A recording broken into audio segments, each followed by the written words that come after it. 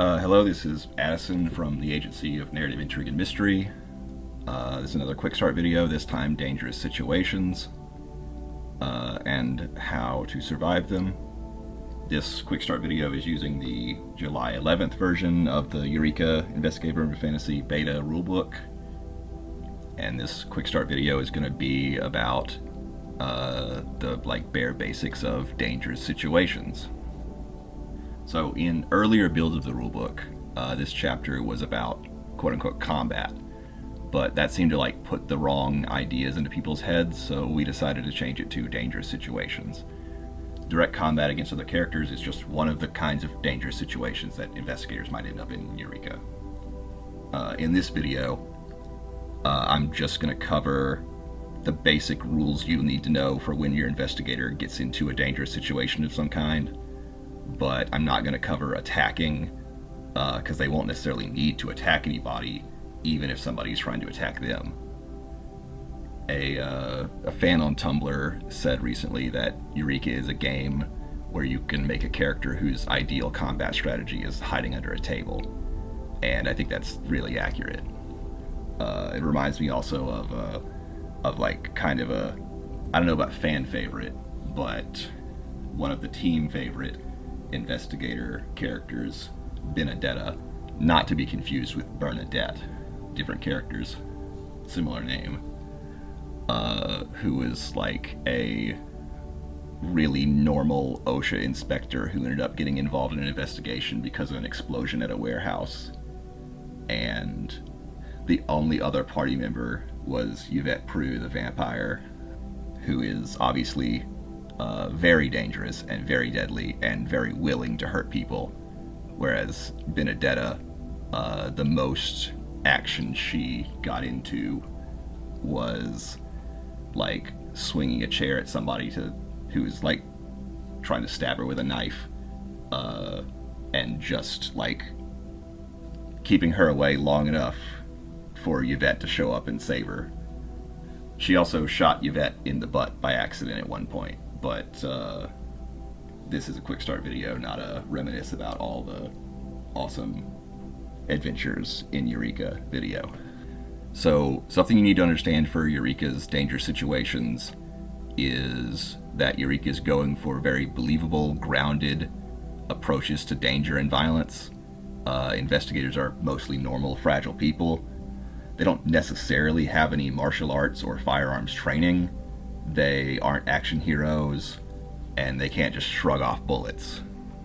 Even the ones who you'd think might be able to shrug off bullets can only shrug off a couple bullets. If you've watched the life and death video that I recorded just a little bit before this, you know that it is a real possibility that they can just end up crippled for life if they get hurt. Just like in real life. I know how that is. Because Eureka is trying to represent violence and extreme situations at a realistic level of seriousness, the point at which a character is crippled or dead can happen really suddenly, and it's because of that these rules are so detailed.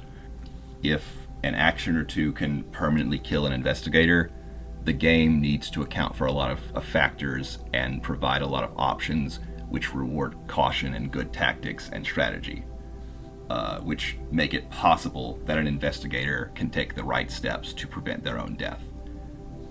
If you tried to simplify it, it would just get more random and more likely to result in unavoidable PC death. There's this OSR type game called Greed, all capital letters GREED, that I really like, and it also has very lethal combat, like our OSR games tend to have. I can't even begin to describe in the length of a quick start video what Greed is like, or what it's about, except that it's very funny and very smartly written. Just look up Greed RPG on Google or something and you'll find it. The combat in that game is so stripped down and simplified that it's comical. Every single combat roll, basically no matter what, has a chance to kill a character, and there's nothing you can do about that in Greed. Greed is built around this, and it's built around losing characters left and right and stuff, so it works well for that game. And that's like an extreme example, of course.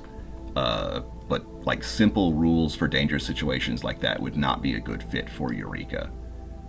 Characters can die and get crippled very quickly, like in Greed, but it's not supposed to be funny, and there's supposed to be a level of, tactical and strategic depth to it, unlike in Greed.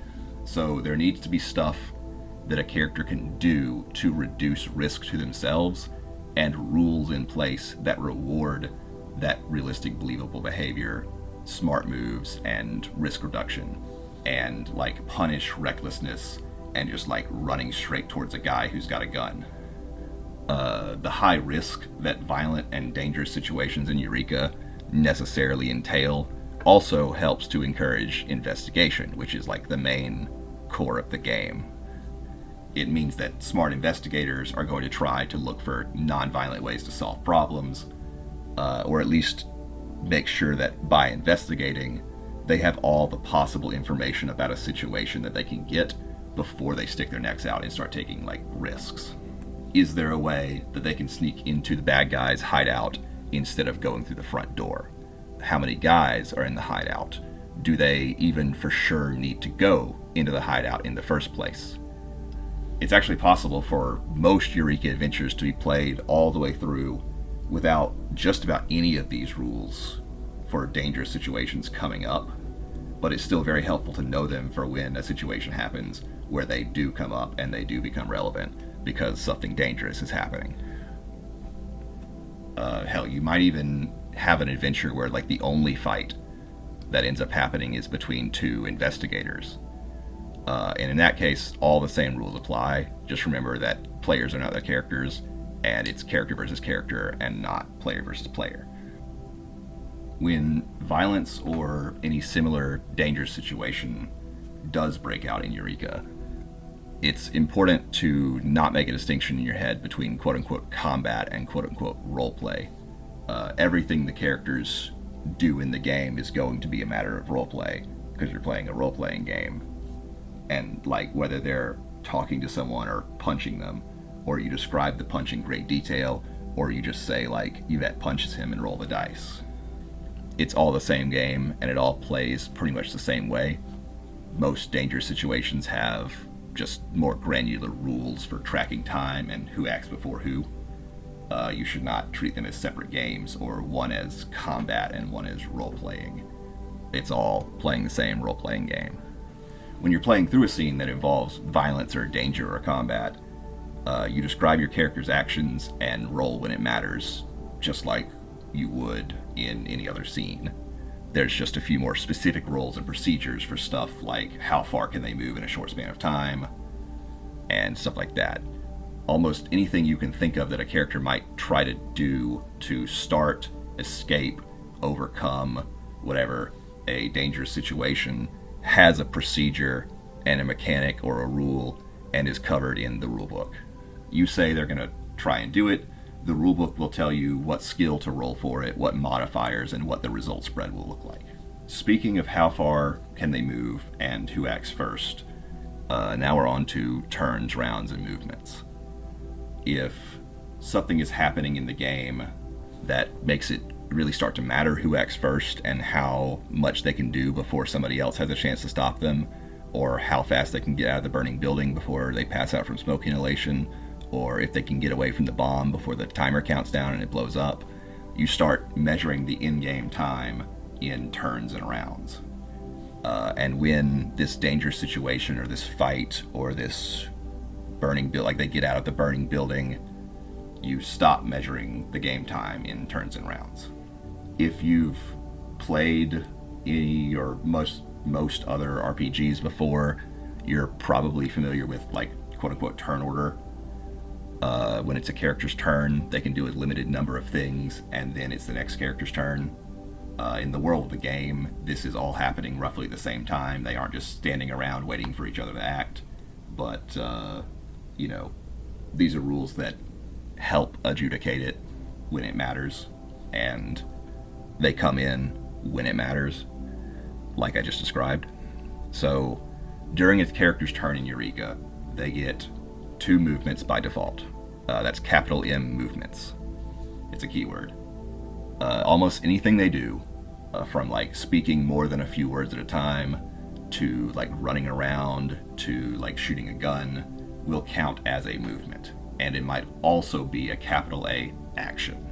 So a capital A action is a type of movement, and characters can only do 1 capital A action during their turn. And in case it wasn't clear, also, like, the action also takes up one of their movements. Actions are either attacks or some other complex activity that requires most or like all of that character's attention. And regular movements are usually things that require like a lot less attention or involve like crossing distance and attempts to overcome obstacles without breaking momentum, like, like jumping over something or something like that would probably be a movement. When defining specific things that characters can do in the dangerous situations rules, the rulebook will always specify whether it's an action or just a movement. Once a character has used all their movements, or just decided that they're done, their turn is over and it's the next character's turn.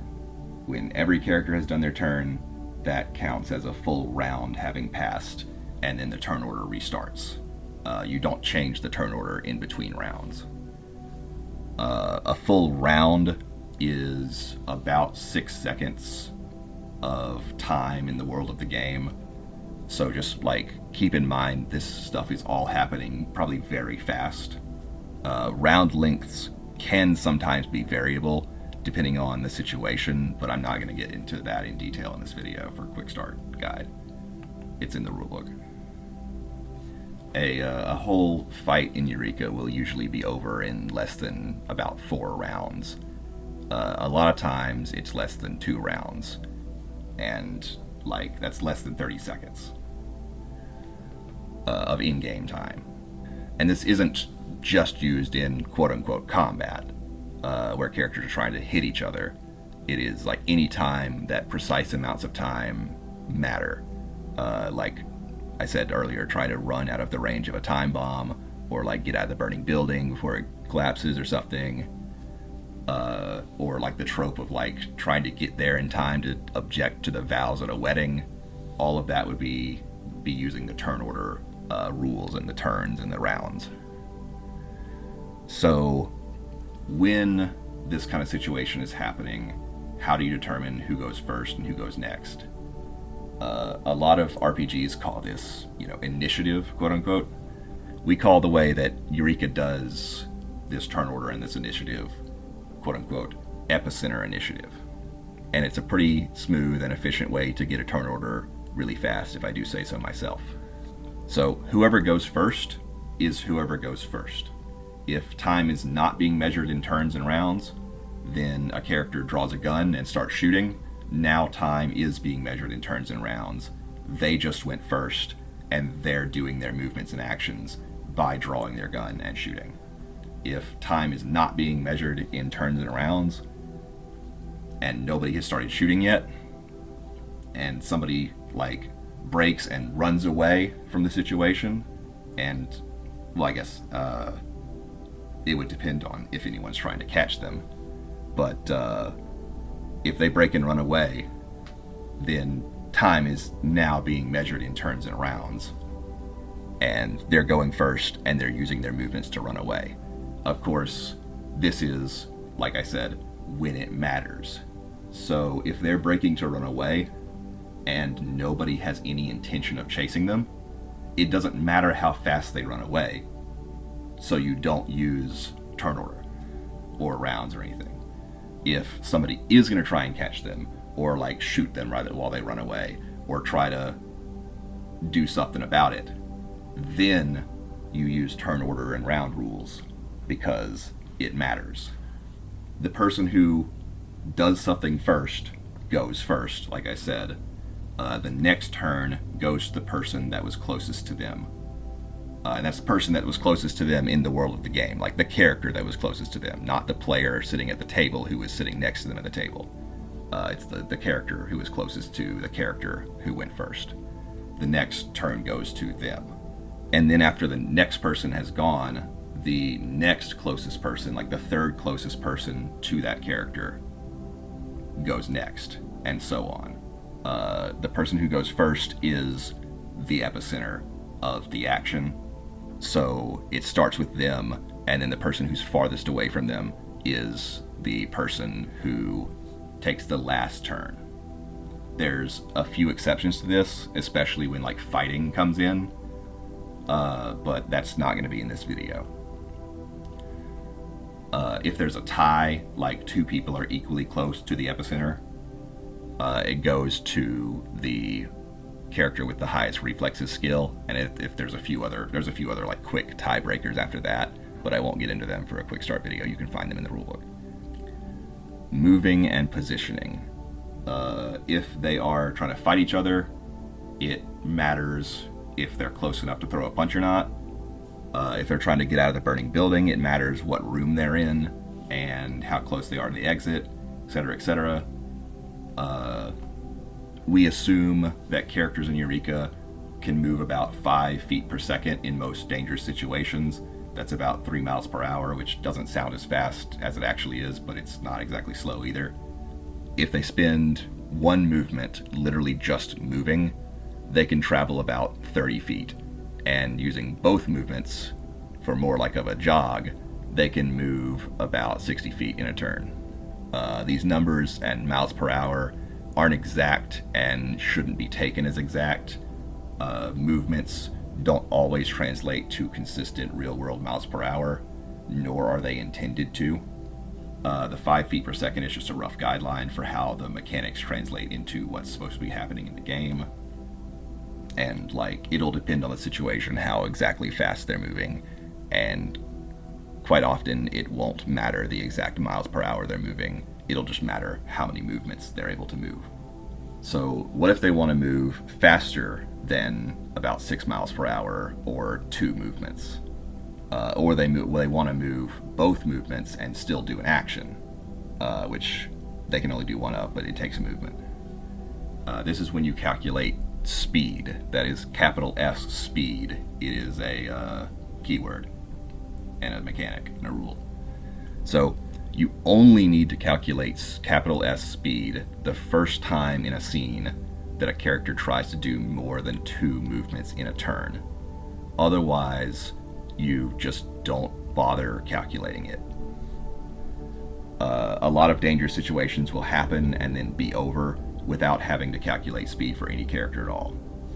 Also, a speed value, a speed number, only counts for that character for that scene. In another scene, you might calculate it again, and it might be a different number even for the same character. Calculating speed changes the number of movements a character can take on their turn. They get a number of movements equal to their speed, but they still only get one action. If a character is moving on foot, speed calculation uses the athletics skill. If they're in a car, it would be the driving skill. If they're in a car, they would also have like an extra bonus called acceleration. Acceleration with a capital A acceleration is just a bonus to speed that really fast things like cars have when calculating speed. So there are 3 steps to calculating a character's speed for that scene. They're very fast and they're on screen right now. You roll 1d6, that is 1d6, not 2d6. You add that character's athletics or driving skill, whichever is most relevant, and then you set the result of that to a minimum of 1. So if the result of that is it all adds up to 0 or it adds up to a negative number, you just count it as a positive 1. Then you divide that result by 2, rounding up. Then you add +1, and that will be the character's speed for this scene. So if they're like really out of shape and had like -3 athletics, their speed would be between 2 and 3. If they're really in shape with like a +3 in athletics, they would probably have between 3 and 6 speed. If they're in a car, they'll probably have between like 8 and 14 speed. And yeah, so like more in-shape character, higher average speed. And also remember, the main point of speed isn't to translate to actual miles per hour. It's so you know what character is faster relative to other characters. So you know that a speed of 8 in a car is always faster than any normal human can run.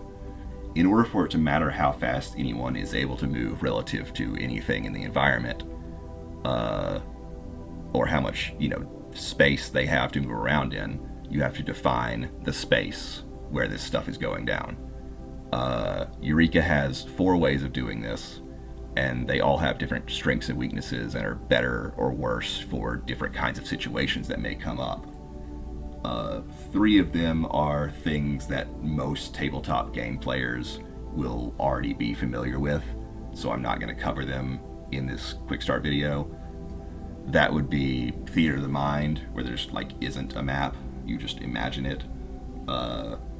Then there would be grid maps, which is a map, either on a digital device or a physical map on the table that everyone can see, and it has a grid in it, and so characters are in different squares.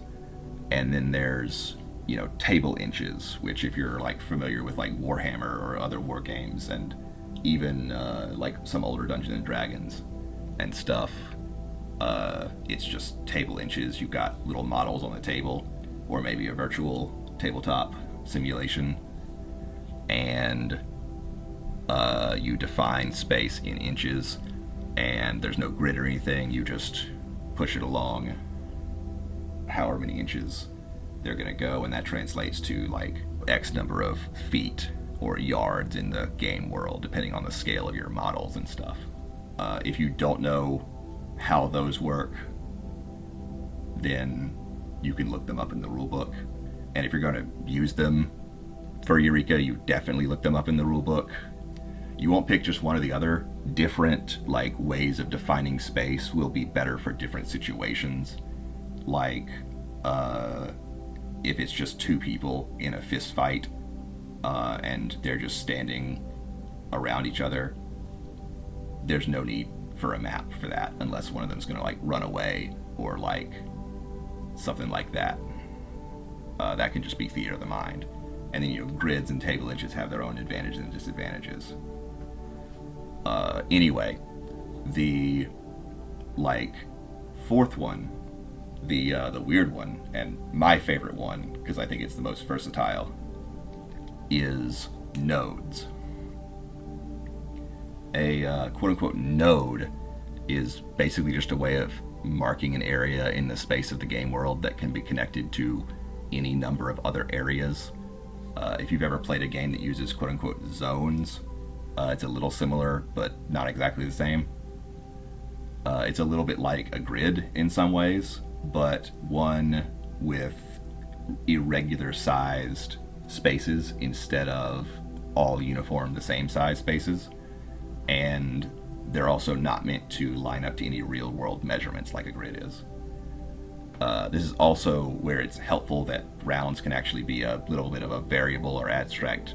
Length and amount of distance covered by one movement can also be a little bit abstract.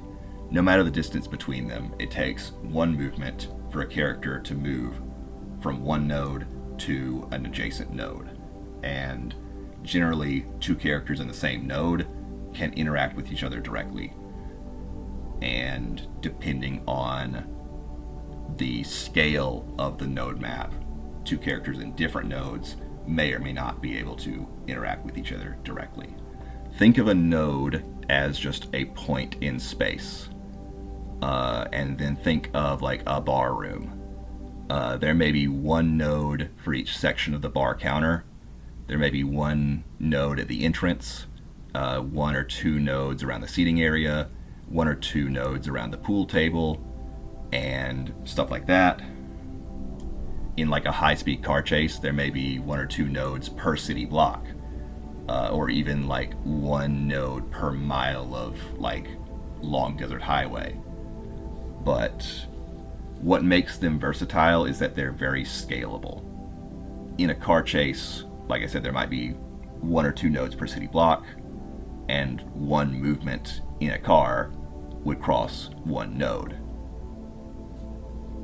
Whereas in that bar that I described, I would hope that no character would be in a car driving around the bar, but I would assume that all characters are on foot in the bar. So like 1 movement on foot would cross from 1 node to another node that is adjacent to that node that they started at.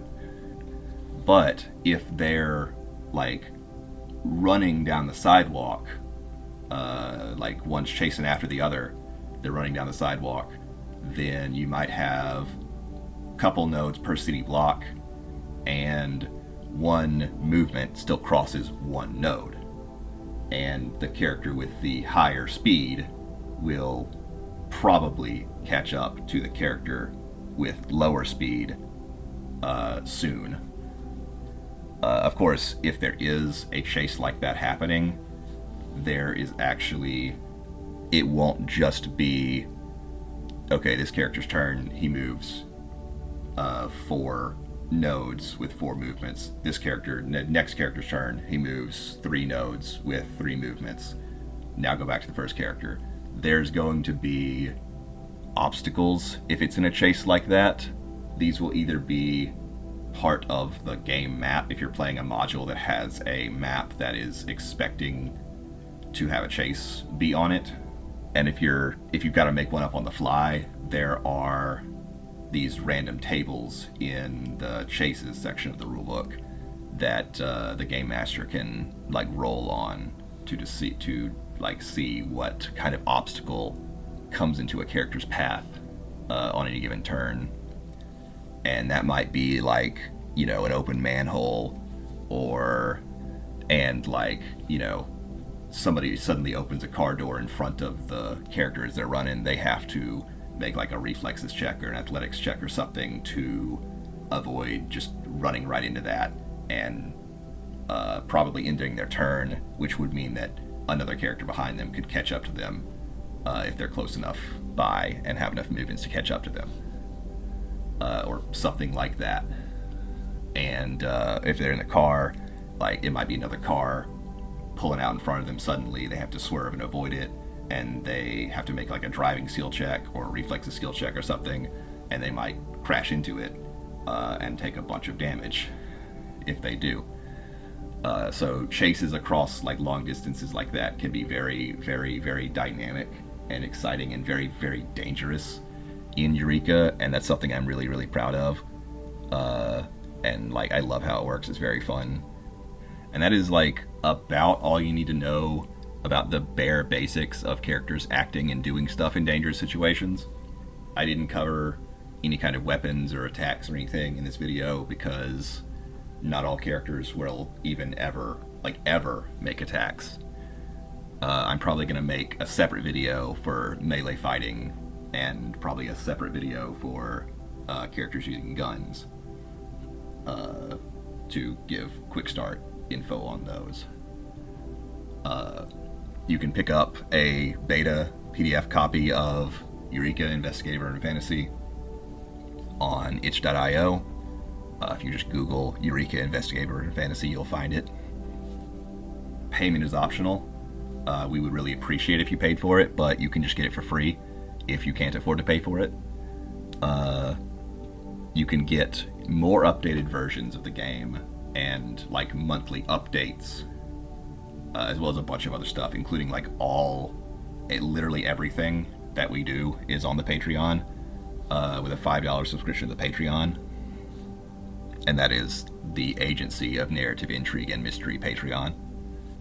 It would also be helpful if you told your friends about Eureka. Like, you don't have to give us a cent, but tell your friends about Eureka and on all our stuff. Play Eureka with your friends and tell us about the dangerous situations that you're investigators get up to in Eureka. We want to know because we like the game. All right, bye.